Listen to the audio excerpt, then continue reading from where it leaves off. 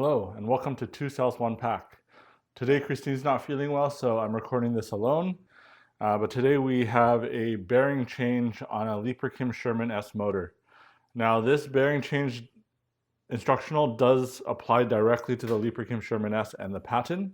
However, the same techniques and tools used will be similar for all motors. I will talk and touch base with little tips and tricks for different motors, but this video will be specifically focused on the Sherman S motor. Now, without further ado, let's get going.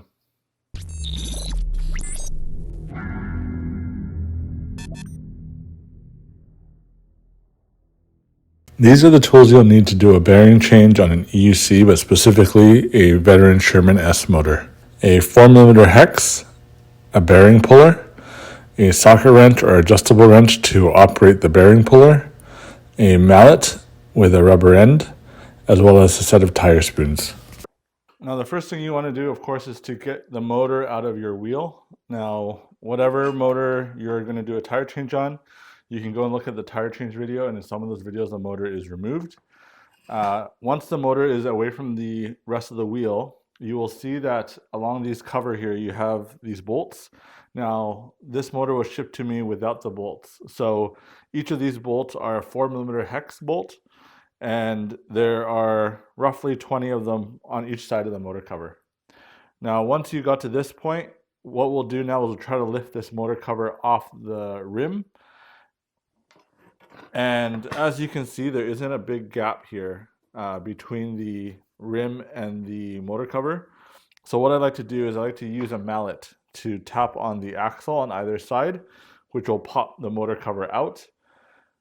The only thing you want to be very careful of course, is your phase wires. So make sure you do not hit the phase wires with the mallet.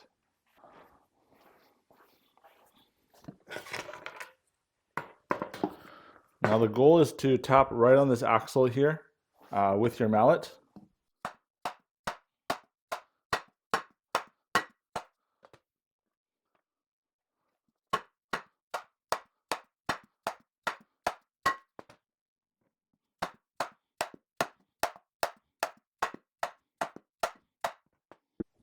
Now, as you hammer on that axle, you will notice that the motor cover will start to create a gap.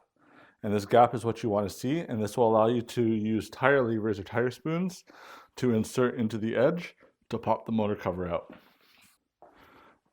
Now, be careful when inserting your tire spoons. You do not want to insert the tire spoon all the way in, as you could nick the stator or damage a wire or Hall sensor, as you don't know exactly where that Hall sensor is placed.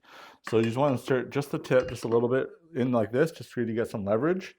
And what I like to do is I like to do 9 and 3 or opposite corners of the cover.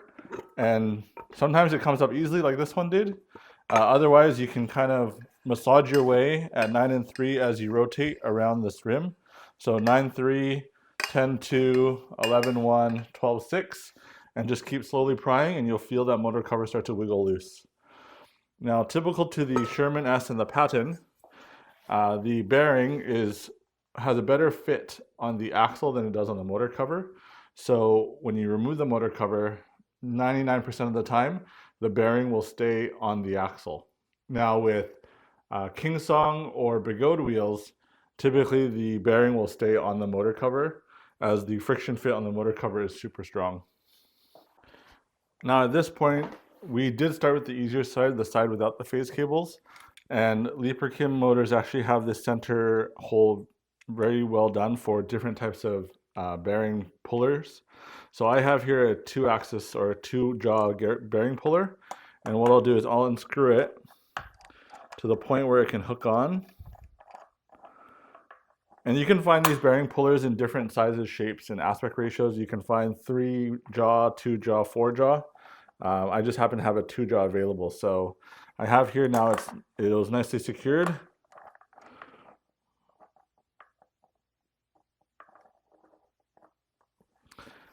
And then what you'll want to get is, you can either use an open wrench on this, or I like to use a socket wrench. So for my bearing puller, it is a 5/8 socket wrench.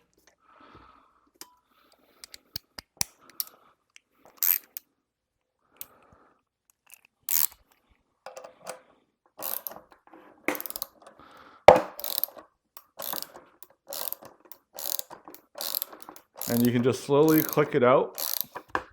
Now with the bearing puller, because it's pulling on both sides equally, it's going to have a much easier time removing that bearing from the axle compared to if you were to try and pry it off.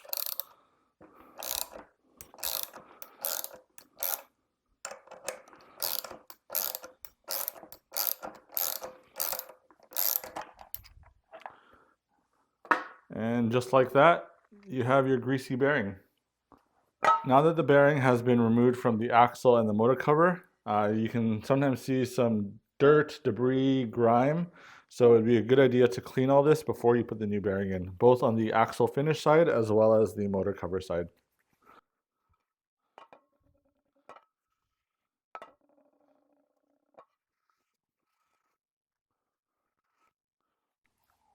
Once you have a nice clean finish, then we can go ahead and install the new bearing.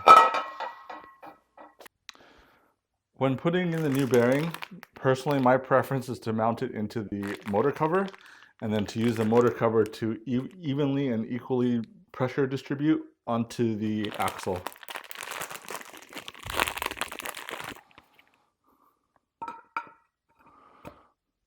So with the Shermans, again, the fit might be fairly easy. So if you give it a couple taps, you'll see it slot right in. And then now we are ready to put the motor cover back onto the motor. Now that your bearing is in place and your motor is back on the bench, we can go and put it back in. Here you can see that my bearing kind of fell out. So what I'll do is I'll place it here. Try to make sure that my motor cover is sitting flush with the bearing.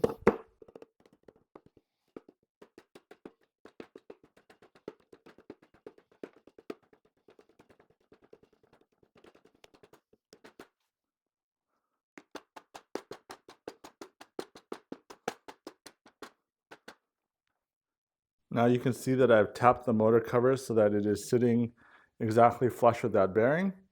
And now we'll go and hammer this motor cover down.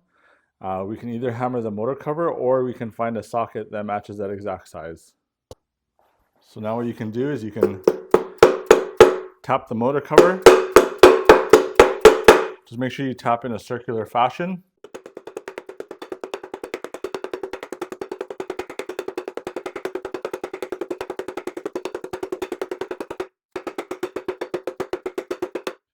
And what you'll see is you'll slowly see that the axle is getting further up and getting flush with the bearing. Now we'll probably just have to keep going approximately another quarter inch or so.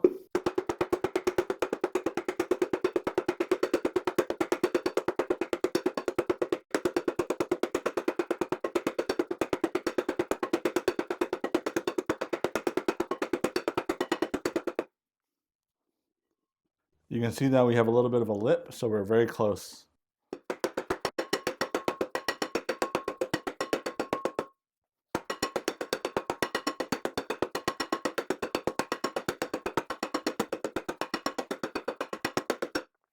Once you're at this point now, we can go ahead and screw these bolts in all the way around, the 4mm bolts, and then we can slowly press it a little bit further and then go ahead and do the other side.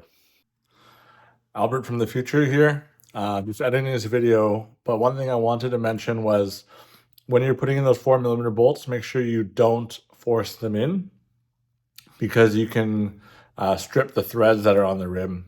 And if you do that, then you need to buy a new rim. So slowly put some pressure, hammer it, pressure, hammer it until you get it fully seated down. Do not use the screws to kind of squeeze it down. Please be careful. So now that we flipped it over, we're going to go ahead and see if we have enough lip to insert our tire spoon.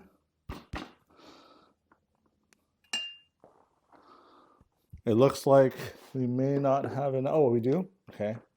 So what I can do is I can slowly leverage and lift my way around it.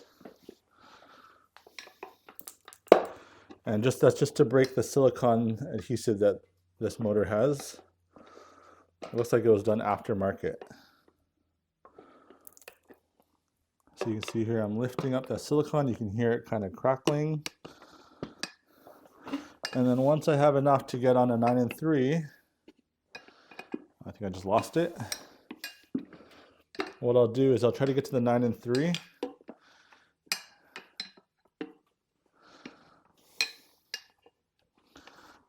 And slowly try to pop this cover. So you can see that I'm at 9 and 3.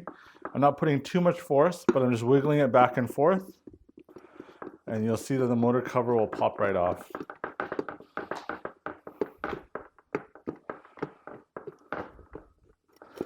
There you go. So now that the motor cover is popped off, just make sure you slide it off to the side just to make sure you don't pinch any motor cables. Now for some of these hollow bore or thicker axles, we have 3D printed this for the motor cable side. Now this is printed mainly for the Bigode wheels, but they also work for this in case your bearing puller has a wider diameter. You can always place this on top to protect your motor phase cables. Now in this scenario, because my bearing puller, the diameter of the inner is not that big, I don't need to use this, as I can just put it directly on there.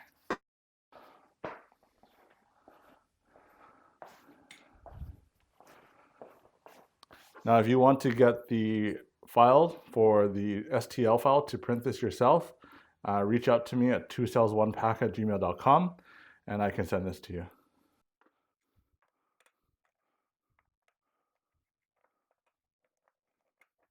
You're going to grab the bearing puller again, make sure it's suited well, right in the middle. Make sure that this screw base is not touching the phase wires in any way. And then we'll go and start pulling this bearing off. Now with the Sherman S, you have to be a little bit more careful because as the bearing comes up, it may hit the phase wires. So just make sure you keep an eye on it as the bearing comes further up.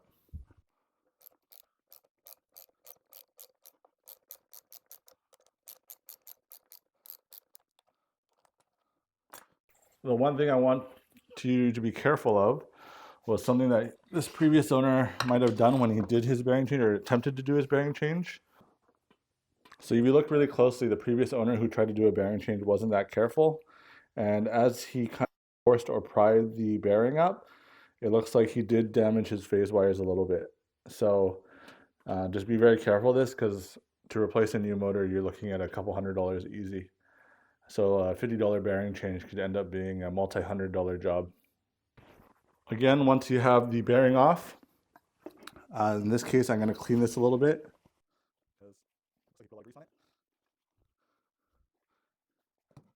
And then don't forget also to clean the bearing cover. So as you can see, there's a bunch of dirty grease everywhere. I like to clean all of this just to make sure that it doesn't get in the way or create a mess on my new bearing. You can also use some brake cleaner in conjunction to make sure that it's all clean.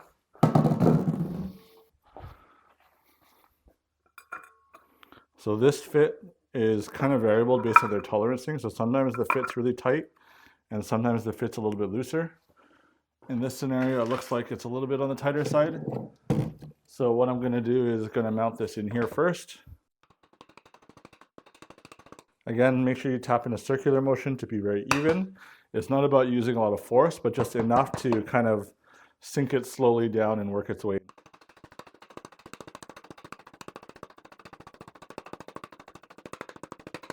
Once the bearing and the motor cover are basically flush, then you're good to install it on the motor again.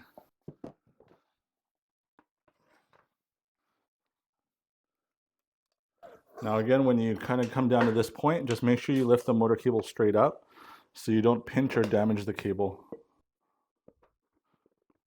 Now with this side, it seems like the friction fit on the axle is not as strong. So you can see that as I kind of wiggle it on, it will kind of fall into place.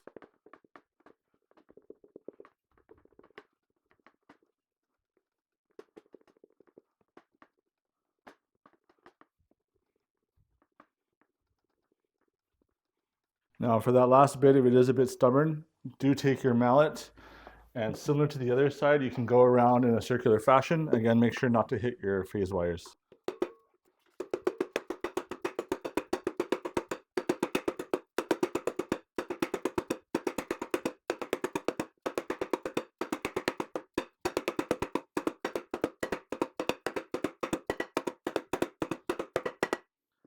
Now at this point, you can go and screw in the motor cover to the rim. Just make sure that you go and screw around in a circular fashion and then tighten them equally as they go down. If the screw ends up having a lot of force, again, just take your mallet first, give it a couple taps to try to get lower, and then slowly make your way to securing the motor cover onto the rim without a gap. Now, once you've got to that point, then you can go back and install the motor into your wheel. And that brings us to the end of the bearing change video of the Sherman S/Patent motor, but again, it can be applied to any motor.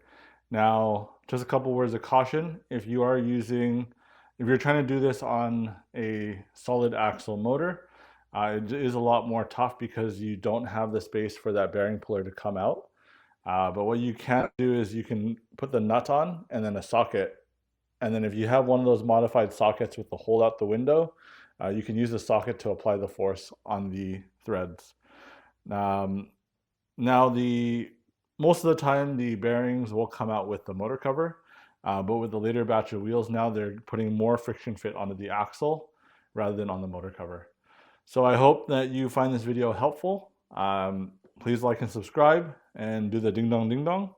And if there's any questions that you have, again, you can reach out to us through YouTube comments, or you can email us at 2cells1pack@gmail.com.